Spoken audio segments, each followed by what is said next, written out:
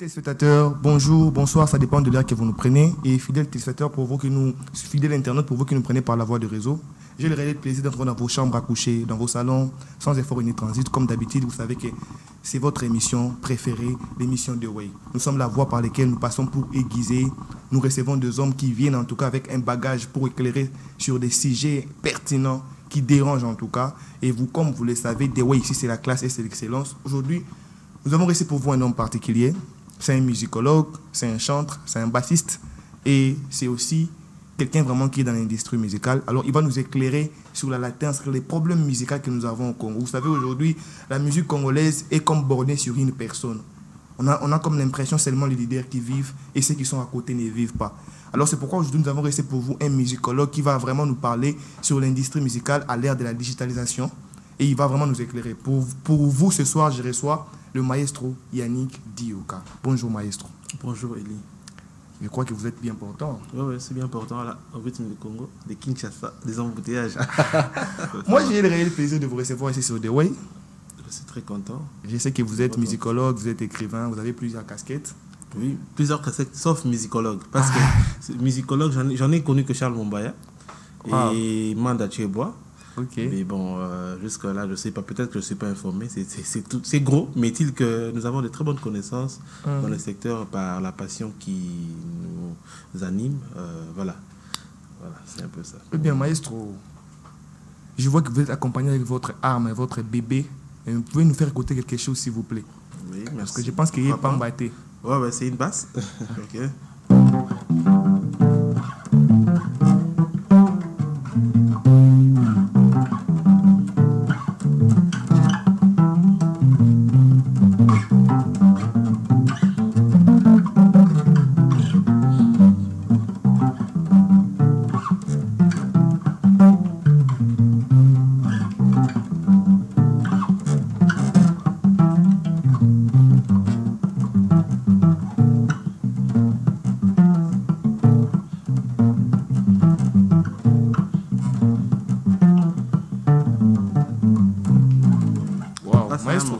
C'est votre morceau? Oui, c'est un morceau. C'est une chanson qui va bientôt sortir.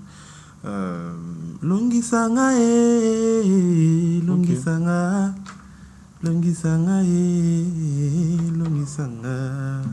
Comme à la coutume de The Way, maestro, nous avons un principe ici. Parce que vous savez qu'ici, à Kinshasa, les gens se réveillent et puis ils se retrouvent dans un domaine sans avoir appris quelque chose. Absolument. On se réveille un bon matin, on voit quelqu'un, il est dans les pastorats. Les musiciens, vous savez qu'on a des musiciens qui ne savent même pas c'est quoi une gamme, c'est quoi la musique en fait. Même rien que savoir que c'est quoi la musique, les musiciens ne savent. Il y a des musiciens qui ne savent pas. Ils ne connaissent même pas la musique, c'est réparti en combien de parties. Mais il est musicien en fait. Okay. On a beaucoup de parvenus dans des domaines et ça va jusque dans la politique. C'est pourquoi on a tellement de problèmes. Le pays va en désordre dans tous les secteurs. Oui. C'est pourquoi nous avons un principe ici. Quand nous recevons un invité, nous demandons d'abord savoir c'est quoi son parcours. D'où est venue votre passion de la musique? Ça a commencé où jusqu'à devenir maestro, à faire des chansons et à jouer la basse tellement bien comme on l'écoute? Waouh, ta question, c'est une question vraiment très ouverte. Alors, oui, je vais essayer de me synthétiser parce qu'il faut dire vrai que j'ai connu plusieurs... mon parcours aussi quand même assez long. Bon, comment j'ai commencé la musique? J'ai commencé la musique depuis tout petit. À l'époque, je crois que j'étais en maternelle. J'étais un tam-tameur. Okay. Ça signifie quand notre maman préparait, mon frère et moi, Joël, qui est aussi bassiste. Wow. Alors on avait notre armoire, on avait l'habitude de jouer dessus. On jouait dessus et puis à part ça, je me rappelle que quand on avait des boîtes de nido qui n'avaient plus de lait là, on utilisait aussi ça pour taper dessus. Oui. Alors après, j'ai fait le tam-tam et il y avait une chorale de là où j'habitais, en fait chez nous, qui chantait. Alors il y avait ma grande sœur aînée qui chantait aussi dans cette chorale et j'ai commencé à partir avec cette chorale. Je faisais le tam-tam. Alors tam-tam, tam-tam et puis voilà. Je souligne que je suis chrétien. Je prie à la paroisse Protection de l'Université de Kinshasa. Là aussi je suis guitariste.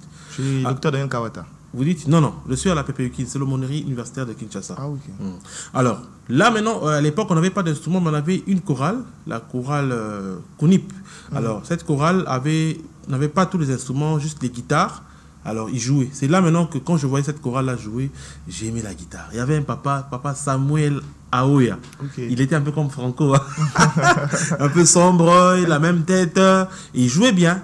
Alors, ils jouaient très bien, leur musique était bien orchestrée, c'était vraiment bien, les guitares, la rumba, et comme moi j'aime bien la rumba, je ne sais pas si c'est de là qu'est venu le goût de la rumba, mais est-il que c'est là que j'ai eu le goût de la guitare. Alors, j'ai grandi dans cet environnement, et puis, je crois, vers la fin de l'école primaire, j'ai commencé à apprendre la guitare chez un aîné de mon quartier, à José, qui m'a appris la guitare, mais de l'entretemps, j'ai commencé à apprendre la batterie.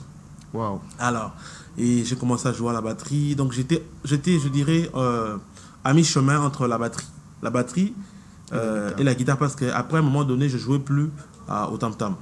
Alors, comment est-ce que je me suis vraiment lancé? C'est vrai qu'à la cité, je jouais avec les chorales, on venait me prendre, j'étais tout petit comme ça, un petit là avec les grandes sœurs là, vous allez vous jouer, et puis on venait me retourner et jouer au tam-tam.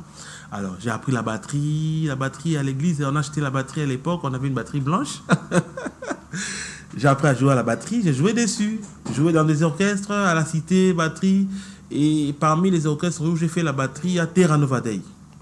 Terra Nova Day, c'était un orchestre qui était à Salongo, avec des grands fonds comme les Musées, Auchan, des vieux comme... j'ai oublié les noms, hein, certains sont plus... Il y avait Lucien, voilà, des énigmes.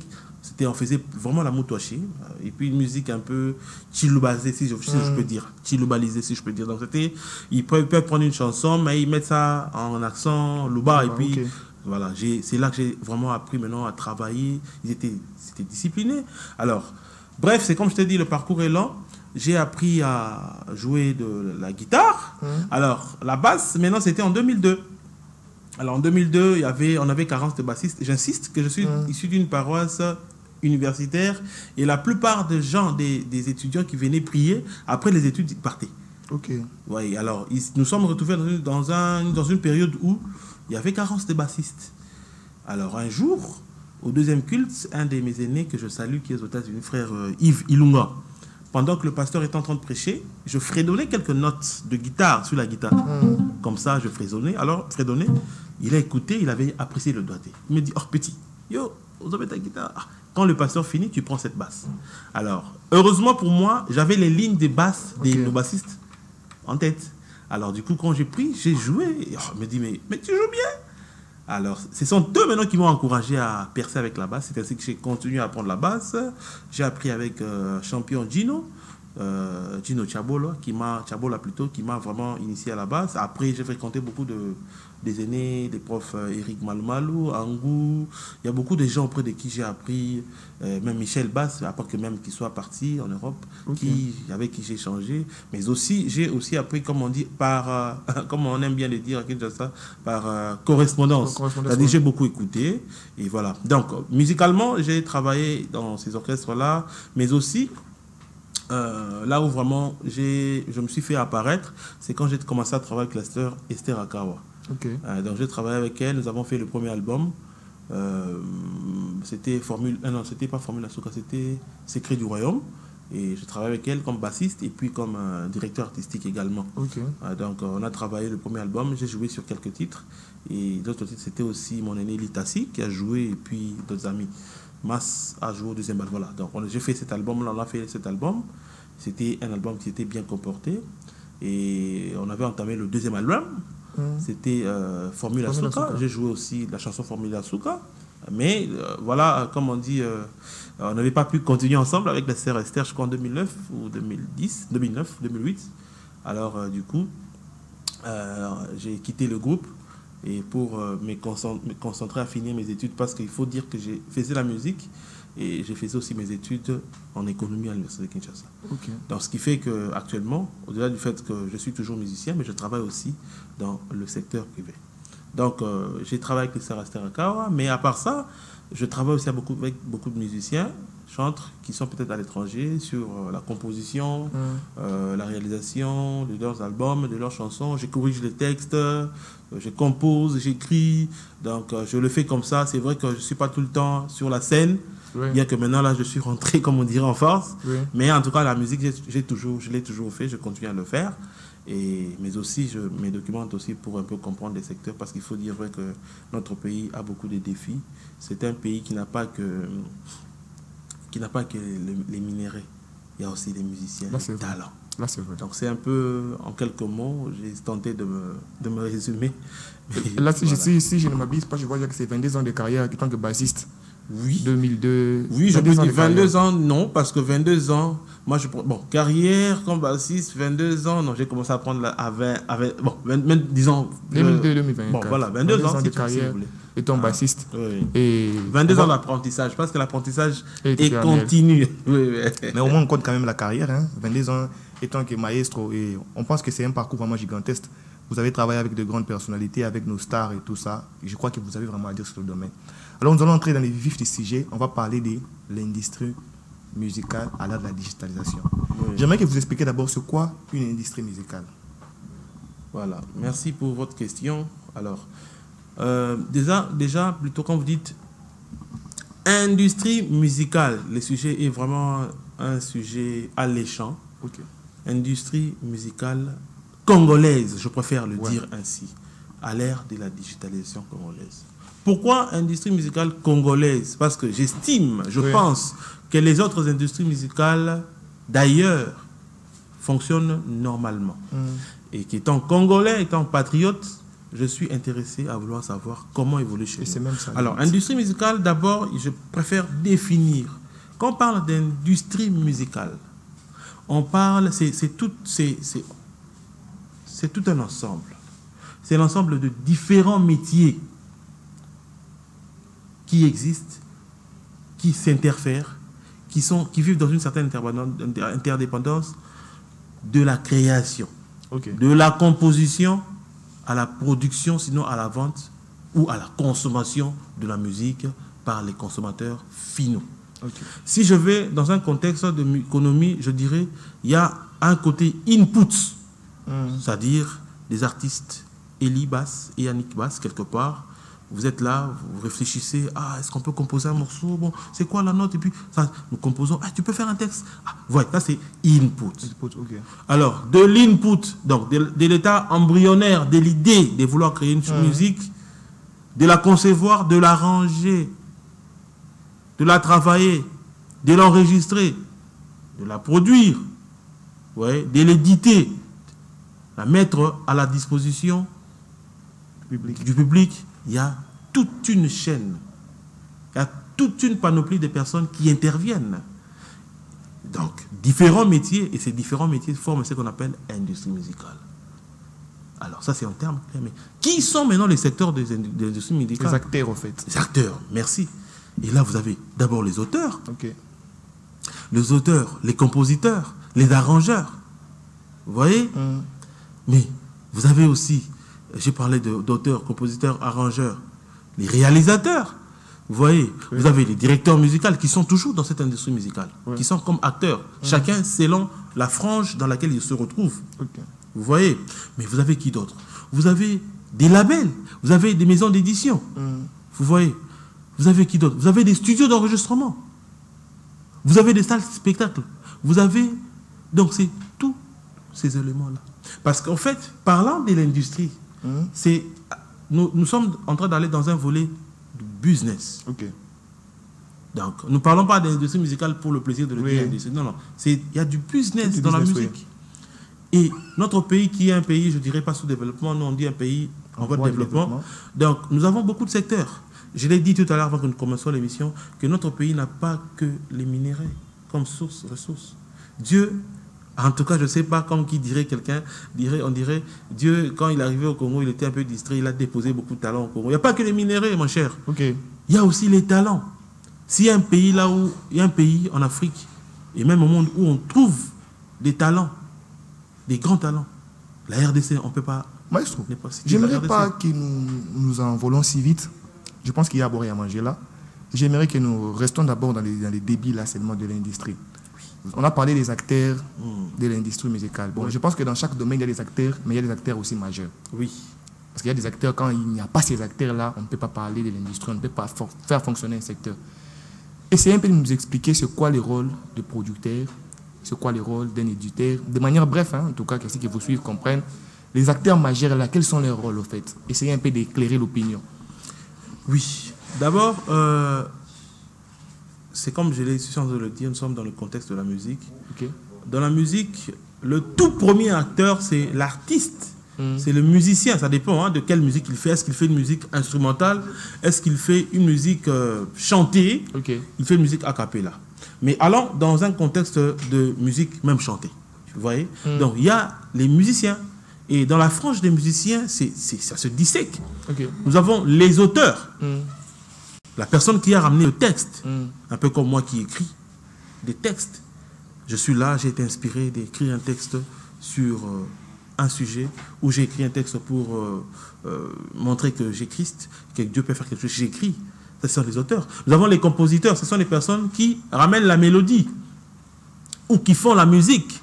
C'est-à-dire, vous amenez votre texte, je dirais votre texte.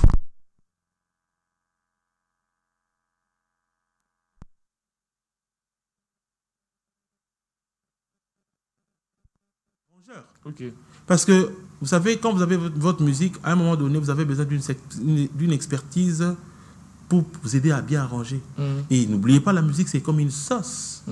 La musique, c'est pas parce que vous avez été inspiré, vous allez vite en studio comme on voit aujourd'hui. Excusez-moi, je ne viens pas pour pointer du doigt qui que ce soit, mais j'ai comme l'impression qu'actuellement, les gens sont pressés de sortir les disques. Sans pourtant voir les acteurs. Bien les travailler. Ça, c'est important, ce que tu es en train de parler là. J'aimerais un peu savoir, vous avez cité les acteurs importants, le compositeur, l'éditeur et tout ça. Excuse-moi, je te coupe pas, mais il y a quelque chose que j'ai oublié. Il y a les labels, les producteurs. Vous voyez, les producteurs, ce sont les personnes qui mettent en œuvre les moyens nécessaires pour pouvoir... d'abord, pour pouvoir rendre... Pour produire... pour pouvoir, je dirais... rendre public l'œuvre. Vous voyez? Maintenant, l'édition, c'est au niveau de la vente, de la commercialisation. Vous voyez? Le producteur vient, il met les moyens pour que vous réalisiez l'œuvre. Vous voyez? Parce que l'œuvre, vous pouvez avoir besoin des musiciens, il faut les payer, il faut leur cacher, leur déplacement des studios, d'enregistrement des sessions. C'est au niveau de... C'est là où même je vais arriver, maestro. Il y a un problème dans notre industrie congolaise, en fait. Les problèmes de pourcentage. J'aimerais, tant qu'un musicien que vous êtes avec, je pense, 22 ans de carrière, ce n'est pas peu de choses, essayez un peu d'expliquer les pourcentages. Parce qu'au Congo, ici, dans le moment on a comme l'impression que tout tourne autour du leader. En fait, le leader est comme, je peux dire, le patron, en fait, en tout et pour tout. Alors qu'en vous entendant parler, on voit que c'est un travail d'équipe. Un peu comme le journalisme, c'est un travail d'équipe de journalistes avec les techniciens. Mais ici, au Congo, on a comme l'impression que ça tout tourne autour de celui qui est en train de chanter et tout ça. Essayez un peu de nous éclairer sur les pourcentages. Comment les pourcentages doivent être répartis dans une industrie musicale? Bon, voilà, là tu as posé ta question à une question visible et une autre question invisible. Bon, les pourcentages, moi je préfère répondre d'abord selon l'organisation des maisons de disques ou des maisons qui rémunèrent les droits des artistes. Certes, je n'ai plus la précision des pourcentages, mais c'est bien signifié lorsqu'une œuvre est réalisée. Lorsqu'une œuvre est réalisée, c'est comme j'ai dit, on a 3 acteurs, les auteurs, le compositeur et l'arrangeur. Alors, en musique, il y a 2 types de droits, si je peux dire. Deux types dans la typologie. Nous avons les droits d'auteur. Vous voyez? Les droits, ce sont les droits qui rémunèrent les auteurs, les textes. Et c'est comme si les compositeurs sont aussi, d'une certaine manière, mêlés parce qu'ils sont auteurs, ils sont propriétaires. C'est-à-dire auteurs dans le contexte de propriétaire. Mais il y a maintenant aussi à côté les droits voisins. Les droits voisins, ce sont les droits des personnes qui ont accompagné l'œuvre. C'est-à-dire, moi, je suis musicien, Yannick Dioka, j'ai écrit mon texte, je suis auteur. Eli, est-ce que tu peux m'aider à travailler cette musique? Tu fais la musique, tu es compositeur. Mais écoute, on avait besoin de Johnny Balongi pour le saxo. On avait besoin d'un autre musicien pour... Ce sont des musiciens qui sont venus jouer en studio. Ces musiciens-là font leur prestation fait naître ce qu'on appelle les droits voisins. C'est-à-dire, lorsqu'on va mettre cette œuvre-là, on va commercialiser l'œuvre. Chaque partie doit recevoir son pourcentage. Et c'est bien établi selon chaque maison de disques. À la SACEM, c'est bien défini. Voilà, les auteurs ont tant de pourcentage et le reste, c'est pour les compositeurs, et le reste, c'est pour les musiciens. Mais maintenant, parlons du Congo. Le Congo, quand on dit que le Congo, on a un problème, parce que combien de musiciens d'abord connaissent la différence Ils connaissent même comment est-ce que ça fonctionne dans notre secteur. Beaucoup de musiciens ne veulent pas lire. Il faut qu'on se le dise. Ça, c'est vrai. Les gens ne lisent pas. Les gens préfèrent. Ils pensent qu'être musicien, c'est juste apprendre à jouer sur son instrument. Mais il faut comprendre dans quel secteur tu travailles. Oui, quelqu'un qui travaille dans les télécoms, il doit comprendre quels sont les enjeux des télécoms. Quelqu'un qui travaille comme banquier, il est là à suivre comment évolue le taux de change, le marché d'échange dans le monde. Mais les musiciens doivent connaître aussi le secteur, comment ça fonctionne. Donc, la plupart des musiciens ne sont pas informés. Non seulement qu'ils ne sont pas informés, ils ne cherchent pas aussi l'information parce qu'aujourd'hui, nous avons l'Internet, s'il vous plaît, mon frère. Sur Internet, vous avez toute information à votre portée. C'est vrai que maintenant, on y met du tout. C'est difficile, on peut aussi se tromper. Mais est-il que sur Internet, vous avez toute l'information. Maestro, mais on peut être un peu d'accord sur ce point qu'il y a... Généralement, les Français disent qu'il n'y a pas des mauvaises troupes, il n'y a que des mauvais chefs. Oui. On a un problème déjà. Vous avez soulevé la SACEM, je crois que c'est France. Oui. En France. Là, j'ai parlé l'autre fois avec le maestro Michel, il m'expliquait un peu comment les choses sont bien définies là-bas. Mais ici, vous savez que nous, c'est la Socoda, je crois. Oui, oui. Vous avez même vu un bulletin qui est sorti il y a récemment. Vous voyez des gens que nous avons connus qui nous ont frôlé l'enfance avec des belles mélodies. On voit ils ont des $55 et tout ça. Des frères, on peut dire, qui ne vaut même pas la peine de se déplacer pour aller les récupérer. Mais disons un peu, maestro, qu'est-ce qui fragilise cette industrie musicale, en fait? La tête, là, qu'est-ce qui fait? Qu'est-ce qui crée les problèmes? Qu'est-ce qui fragilise notre industrie musicale? Qu'est-ce qui fait en sorte que les musiciens soient toujours pauvres? Aujourd'hui, en tout cas, les Congos, ils ont validé des barobonga. Vous êtes maestro, d'ailleurs, vous le savez mieux, que c'est difficile de trouver, en tout cas, surtout un instrumentiste ou un accompagnateur seulement simple, ou un yébanité accompagnateur. Il peut même le faire pendant 20 ans, ce service pendant 20 ans. Et c'est difficile de mon à soumettre à musique. En tout cas, c'est à compter du doigt. Ça, c'est vrai. C'est quoi les problèmes, maestro? Oui, le problème, on a un problème de deux parts. Le pays, d'abord. Okay. Et puis, je peux dire que le gouvernement, sinon l'État, je ne sais pas, c'est comme s'ils n'ont pas... Enfin, ils ne comprennent pas les enjeux qu'il y a dedans. Vous voyez les enjeux qu'il y a dedans dans cette industrie. Il y a beaucoup d'argent. Okay. Vous voyez vous allez dans les fêtes chaque samedi. Okay. Vous voyez la musique qui est jouée. Et je ne veux pas citer les noms de cette musique-là pour ne pas faire la polémique, mais il y a au moins 2, 3, 4, 5 artistes dont la musique joue tous les week-ends. Oui. Mais maintenant, c'est à l'État congolais de pouvoir organiser. Okay. Organiser pour que, à chaque fois que ces musiques-là sont jouées dans l'étendue de la République démocratique, qu'on sache quantifier. Non seulement qu'on sait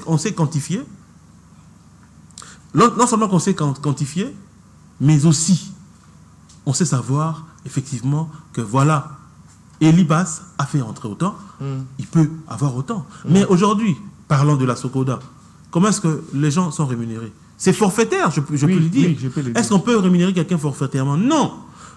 Donc, on a un problème même de base de données.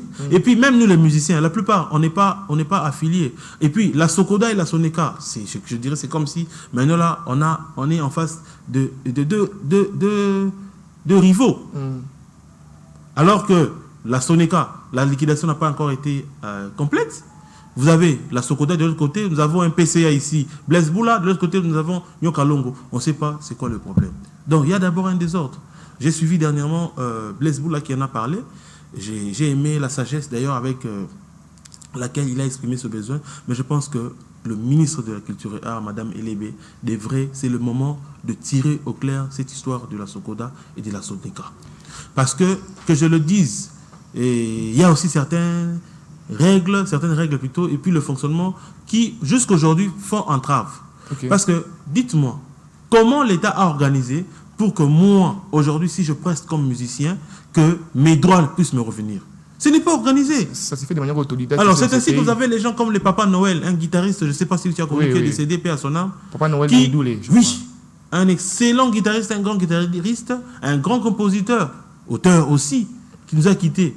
Mais quelle avait été sa ritournelle avant sa mort? Mes droits. Malheureusement, il est parti. Et il a tout ce qu'il a pu réaliser. Dites-moi, quelqu'un qui a commencé la musique depuis la fin des années 50 jusqu'aux années 2000, quand il dit ses droits. C'est malheureux. C'est malheureux. Mais il n'est pas le seul. Je sais même pas si 9% d'artistes congolais. C'est ainsi que vous voyez que quand quelqu'un meurt, ils viennent, oh maman Kinga dit tel absolu Cambo. Bon, ils ne peuvent que faire ça. Parce que eux, qu'est-ce que vous voulez qu'il aurait voulu, vous aurez voulu qu'il lui fasse? Parce qu'un artiste devrait ou se limite à la création, à la composition. Tout ce que tu fais, c'est quoi? Créer une bonne musique, composer une bonne musique qui va éduquer la masse, selon le cas. Pour nous qui faisons la musique chrétienne, c'est une musique qui tire sa racine sur le Christ et le message de Christ. Mais je dis que tout le monde ne devrait pas forcément faire la musique chrétienne parce que nous avons les comptines, nous avons les ritournelles des chansons comme ça d'enfants, des berceuses qui ne sont pas forcément des chansons chrétiennes. Il y a des gens qui peuvent des hymnes. Donc quelqu'un peut avoir une spécialisation de pouvoir composer ses hymnes, mais il doit vivre de ça. Donc lui, son travail, c'est de pouvoir... Je compose, j'ai fait ma part. Le plus important, de faire un travail de qualité. Quand j'ai fait mon travail de qualité, mais où est le manager? Est-ce que les groupes sont structurés? Je pense que vous sentez que le maestro est vraiment clair et ça sent que ça vient de son cœur. Maestro, je vais que vous rafraîchissiez un peu nos téléspectateurs avec une chanson tirée de votre single Tambouy Sangai. Bon, j'ai fait juste une chanson. Moi, j'aime quel privilège. Ça, c'est mon coup de cœur. Mais je n'ai pas la guitare rythmique pour que je le fasse si bien. Mais je vais faire le refrain. Hein. Ok.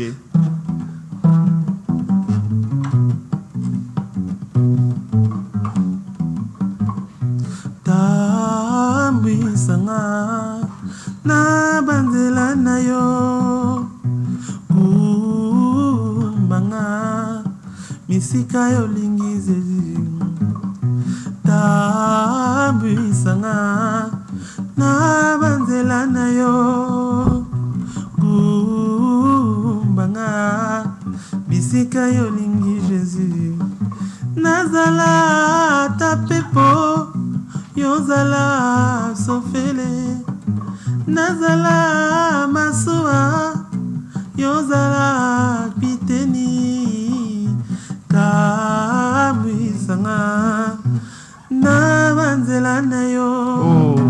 Si j'avais des langues faciles, j'allais pleurer. Hein. Et le zangezera moi maestro. C'est vraiment mélancolique, on sent que c'est vraiment un message. Ah, je dis, c'est ça, j'ai dit Zala. Là, je parle de Christ. Oui. Je me dis, si je lui donne ma vie, je lui donne ma vie, et qu'il soit un conducteur, un peu comme un conducteur de véhicule, un conducteur de pilote. Quand vous êtes dans un avion, vous êtes rassuré que vous allez arriver. Et c'est un chant où je demande à Christ d'être cette personne-là dans ma vie. Donc, merci. Maestro, on sent vraiment que c'est mélancolique. En tout cas, félicitations pour ces très beaux singles. Je vous envoie déjà à aller sur Yannick Duyoka officiel sur YouTube pour écouter les singles. Yannick Duyoka la plume pour écouter la chanson. En tout cas, je vous dis, c'est un coup de cœur. En tout cas, moi, mon coup de cœur, c'est Tambouy Sangai ici. Dans cette single, en tout cas, cette chanson. Quel privilège de t'avoir dans ma vie. Quel privilège de t'avoir dans ma vie. Une aubaine de t'avoir rencontré et de t'avoir choisi. Béni soit le jour où nos chemins se sont croisés. Wow. À cet effet, je te formule ma requête. Bosenga nanga ezali formulé boye. Conduis-moi. Voilà. Si on doit un peu rebondir sur vous, parce que je pense que étant musicien, vous avez des projets, vous avez. Où en êtes-vous avec votre carrière? Quelle question. Oui, c'est comme j'ai dit, je suis en train de travailler en sourdine. J'ai un groupe, nous travaillons. Je salue mes amis, Bernard, Patrick Mbungi, Doudou, avec qui nous travaillons. Je crois que je préfère laisser les gens sur la surprise, mais nous travaillons bientôt. On va voir sur quelle formule, soit carrément sortir un album, ou soit ça sera des singles, parce qu'il faut le dire, les chansons, il y en a beaucoup, mais vous savez, la production, l'édition de la musique à l'heure actuelle demande beaucoup de moyens, et nous n'avons pas assez de moyens pour vraiment travailler comme il se doit. Alors on se dit, peut-être qu'on peut aller mollo, question de faire quelque chose. Voilà. Maestro, il y a un problème, en tout cas, les musiciens m'ont demandé de parler de ça. Je crois que vous avez des mots mieux pour placer, pour essayer un peu d'éclairer l'opinion par rapport à ce sujet. Il y a un problème d'église qui fait mal aux instrumentistes congolais. Problème d'église. Donc vous comprenez là où je suis. Un musicien m'a dit, un pasteur a dit, il ne faut pas que les musiciens perçoivent, que les instrumentistes perçoivent quelque chose à l'église, d'autres et tout ça. Ça crée en tout cas des débats sur Internet. Vous, étant que maestro, vous jouez aussi à l'église. Essayez un peu d'éclairer par rapport à ça. Moi, je pense que c'est un problème de contrat d'abord au départ, mais je préfère que vous nous éclairez par rapport à ça. Oui, je vais éclairer. Pour Mission Baléli Mini Maestro. Oui, je vais éclairer. Je vais éclairer. Je vais donner mon point de vue. Oui. Et je souligne d'entrée de jeu que mon point de vue n'est pas une parole d'évangile. Mais c'est ma façon de voir les choses. C'est mon point de vue. Okay. Alors, vous êtes musicien à l'église. Pas de problème. Nous avons deux types de musiciens. Okay. Nous avons des musiciens comme Yannick Dioka. Moi, je n'ai pas fait l'INA. Vous voyez, moi, je suis quelqu'un qui a appris la musique sur la rue. Okay. Mais auprès des personnes, des érudits, des personnes qui s'y connaissent. Okay. En autodidacte, j'ai appris et j'ai fait ma musique. Et je continue d'apprendre. Je suis au pied des maîtres qui m'apprennent, parce que ne faut pas oublier que l'apprentissage, ce n'est pas seulement l'école. Okay. Voilà. Mais dites-moi, pour quelqu'un qui a fait des études de droit, diplômé en droit, il travaille au barreau ou à la magistrature, il est payé.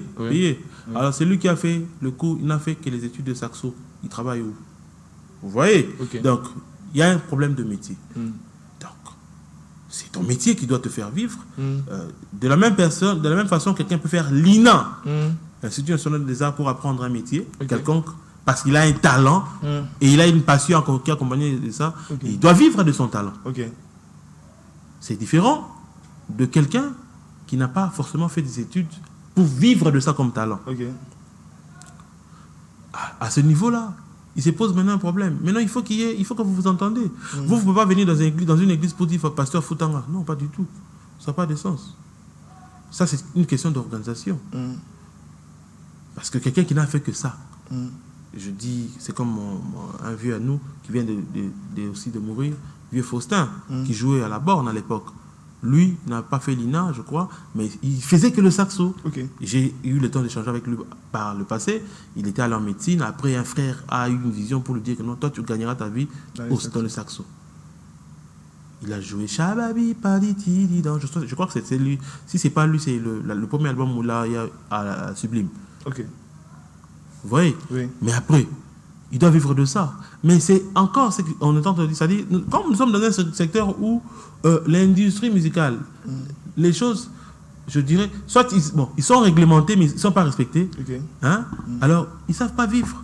C'est ainsi que même quand ils viennent à l'église, ils veulent être payés. Mais est-ce qu'à l'église, vient-on pour être payé? Non. Moi, personnellement, j'exerce ce ministère comme cet instrument comme ministère. Je me dis, Dieu pouvait m'écrire aussi un animal. Il m'a donné les talents, c'est pas donné à tout le monde. Au-delà du fait que j'ai fait des études en économie, mais j'ai des talents en musique. Et des talents à ne pas négliger. J'ai vraiment du talent. Avant, je négligeais, les gens me disent, mais comment tu peux être capable de faire ceci? Je dis non, c'est comme si je ne me connais pas. C'est un talent. Je me dis, ok, je mets ce talent au service des dieux, à l'église. Moi, je joue, je ne demande pas qu'on me paye. Et on ne me paye pas. Et parce qu'effectivement, j'ai aussi une autre source. C'est ça. Vous voyez? Alors, moi, je pense que c'est un problème. Mais si c'est un problème de définir en amont, si l'église peut disposer des moyens de pouvoir assurer quelque chose pour les musiciens, tant mieux, il faut le faire. Parce que de la même façon, il peut y avoir des pasteurs qui exercent la pastorale à temps plein. De la même façon, il peut aussi y avoir des musiciens qui exercent à temps plein. Alors, pourquoi vous payez le salaire aux pasteurs, aux musiciens, vous ne payez pas? C'est là que pose le problème. Et là, je parle de musiciens qui n'ont fait que la musique. Et maestro Nono, c'est de dire, hein, en tout cas, dans les églises, dans les secteurs congolais, les gens les plus compréhensifs sont les instrumentistes. Les instrumentistes, tu peux l'appeler, qui n'est par exemple $1, et au comme au PCE, $1 en côté, au PCE, ce qui est 1 franc, ce qui combien, il comprend. Mais moi, je pense que, comme vous l'avez dit, il y a aussi un problème en amont de contrat, en fait. C'est pas, je ne trouve pas ça réglo d'inviter quelqu'un pour lui permettre de lui donner 100 francs et puis à la fin vous lui donnez 20 francs. On dit quoi? Ma bonne écoute. Là, ça fait mal au fait. Et même la Bible nous interdit de donner des shit pour les autres, en fait. Comme vous l'avez dit, il y a des musiciens qui ne vivent que de ça. On a des Congolais pétris de talents qui ne vivent que de ça. Maestro. Oui, justement. Tu vois, donc, le pasteur, et puis, bon, le pasteur, je sais que chacun a son appel. Oui. Tu vois. Mais le pasteur, c'est l'église. Bon,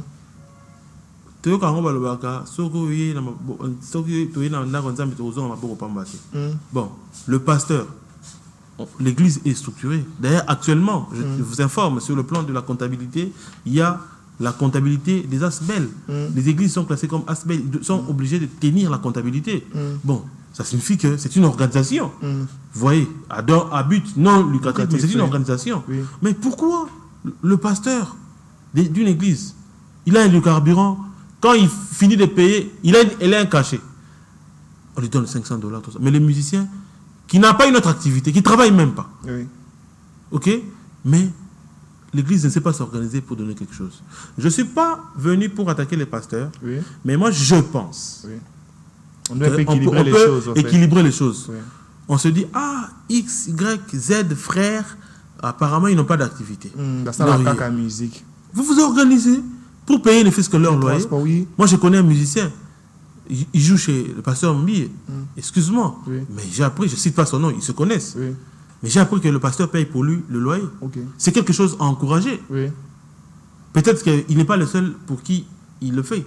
Il le fait pour beaucoup. Ça, c'est quelque chose de bien. Oui. Donc, au moins, quelqu'un se dit, ok, ça va, je vais tenter de donner mes coups de main pour faire autre chose. Mais au moins, il sait payer le loyer. Oui. Alors, dites-moi, si ce n'est pas organisé, lui, même la dîme, là, il va avoir l'argent pour venir donner la dîme à l'église ou les offrandes. Parce que lui, son travail, la Bible dit, tu travailles sur de ton fond. Même l'histoire des talents, même l'histoire des talents dans la Bible. Si aux uns, il a donné le don de prophétiser, vous avez le don de jouer à l'instrument. C'est votre talent. C'est ce que vous avez comme sémence. Maestro, on sent que ça coule en tout cas. Les maestros étaient clairs. Si vous êtes ceux qui ont un musicien quelque chose, en tout cas, faites l'effort d'honorer. Et surtout pour les musiciens. S'organisent. Et surtout les musiciens qui n'ont pas d'autre activité. Chers pasteurs, chers évêques, chers apôtres, arrêtons de vivre des pensées auto-personnelles, vivre juste pour soi, non. Essayons un peu d'alléger les choses, essayons un peu d'équilibrer les choses. Question de ne pas frustrer les musiciens. C'est là qu'ils vivent que de la musique. En tout cas, essayez un peu de voir les choses pour ne plus leur frustrer parce que ça leur fait beaucoup mal. Maestro, nous chutons vraiment à la fin de l'émission. On va prendre quelques questions de sagesse, 3 petites questions de sagesse. On va les faire de façon one-way. Donc, question-réponse. Maestro, je sais que vous êtes musicien, vous êtes écrivain, vous êtes ceci, cela. Oui. On ne va plus rebondir, mais on va prendre directement les questions de sagesse. C'est la partie la plus émouvante de l'émission, je signale. Hein? Wow. Maestro, one-way, c'est qui un chantre? Un chantre, oui. C'est quelqu'un qui exerce le chant, okay. Qui est dans le domaine de chant au sein de l'église. Il peut jouer d'un instrument, il peut chanter, il est chantre. Ok. Comment définissez-vous l'harmonie? L'harmonie, c'est une science qui étudie les accords. Ok. Oui. Maestro, oui. Qui est un producteur? Un producteur, oui. C'est un individu qui est dans l'industrie musicale, oui. Qui met ses moyens en jeu pour pouvoir produire l'œuvre, c'est-à-dire pour pouvoir enregistrer l'œuvre, oui. Et afin que l'œuvre soit prête plutôt à être consommée dans le grand public. C'est ça un producteur. Il y a une différence entre producteur et éditeur. Okay. L'édition, c'est maintenant c'est la production à grande échelle de l'œuvre. Okay. Vous voyez, par exemple, j'ai fait en studio, un peu, maintenant là, nous sommes plus dans la période des CD, mais à l'époque des CD, le producteur, lui, il produit l'œuvre. Il a payé les frais et tout et tout. Alors, au Congo, il y a eu un peu... Les notions de producteur et d'édition, c'est ça un peu entremêlées. Hein. Oui. Mais moi, je sais que l'édition, c'est vraiment la vente, la commercialisation de l'œuvre. Ça, c'est au niveau de l'édition. Les distributeurs aussi. C'est un peu entremêlé, hein, distributeur, éditeur, voilà. Et pour finir, Maestro, c'est qui un instrumentiste? Oui, un instrumentiste, oui, c'est quelqu'un qui joue d'un instrument. En tout cas, on sent que le maestro est dans les bains de la musique. Cette fois, c'était des questions musicales et vous avez vu qu'il a défendu, en tout cas, valablement. Nous chutons vraiment à la fin de l'émission. Maestro, des salutations, un mot de la fin à ceux qui vous suivent. Oui, je salue mon épouse, oui.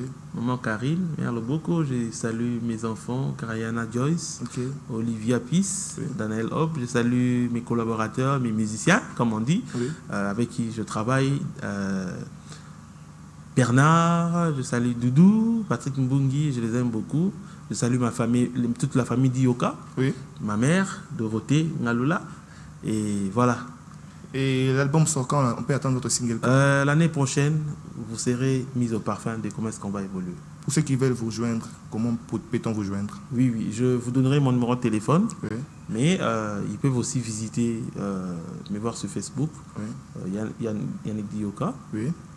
Et sur YouTube, voilà, sur YouTube également. Yannick Dioka, la plume, vous pouvez aller. Déjà, vous ne serez pas déçus parce que nous avons entamé la phase de la pente. Ok. Voilà.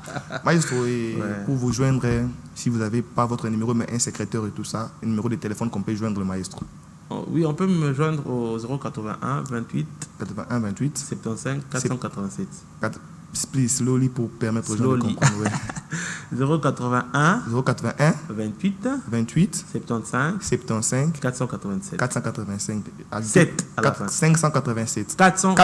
487. Oui. Je signale que le code c'est plus 243 pour ceux qui sont à l'étranger pour joindre les maestros, plus 243. Et c'était vraiment un réel plaisir de recevoir le maestro Yannick Dioka. Vous savez, on a vraiment beaucoup appris. Oui. Moi, j'aime recevoir des hommes aiguisés. Ça permet vraiment aux téléspectateurs et à nous-mêmes aussi de s'aiguiser. Oui. Maestro, c'était un réel plaisir. Je crois que ce n'est pas la dernière fois. Oui, oui. Merci. Mais moi, je vais faire, avant que je les laisse jouer les derniers morceaux de la fin, moi, je vais faire d'abord mes salutations. Joyeux anniversaire à mon fils, Metouchela Bouka. Je te souhaite en tout cas mes vœux de bonheur, mon fils aîné, que Dieu te bénisse. Longue vie à toi, en tout cas, Yaya 6 ans, c'est pas peu des choses. Que Dieu te garde ainsi que tes parents. ATM, Anne Bouka et Papa Joseph Bouka, que Dieu vous garde en tout cas, et ainsi que ta petite sœur Jaël Bouka. Je te souhaite en tout cas lever les bonheurs, grandir en intelligence et en sagesse. Je salue maman Priscille Mandou, je salue toute la famille Mandou, mon général, je salue toute ma base de l'Église Lyon, je salue mon vieux JKN et je salue tous qui nous aiment. En tout cas, ne manquez pas d'appeler. Notre numéro c'est plus 243 81 37 27 787. Plus 243 81 37 27 787. Pour vous qui voulez passer sur The Way, comme le maestro Yannick Dioka, vous pouvez juste appeler, on va vous recevoir sans problème. Nous ne sommes pas trop exigeants. Pour vous qui voulez produire l'émission, pour vous qui voulez soutenir l'émission, être des partenaires, venir nous aider, on va pour la publicité, tout quoi que ce soit, venez contacter seulement le numéro 081 37 27 787. Le tonton Eli est vraiment ouvert et l'émission de Way est vraiment ouverte pour vous. Je pense qu'on se verra prochainement et au prochain numéro. Mais avant que nous finissions, le maestro va nous donner une dernière mélodie par laquelle nous allons finir l'émission. Bye bye pour ma part. Maestro, à vous.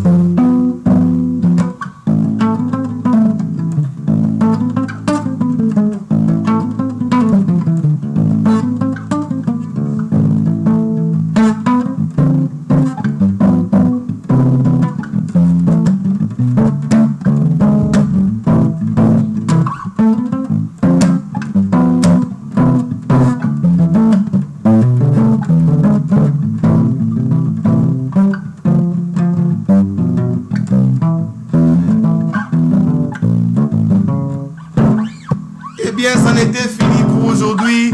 On se voit au prochain numéro.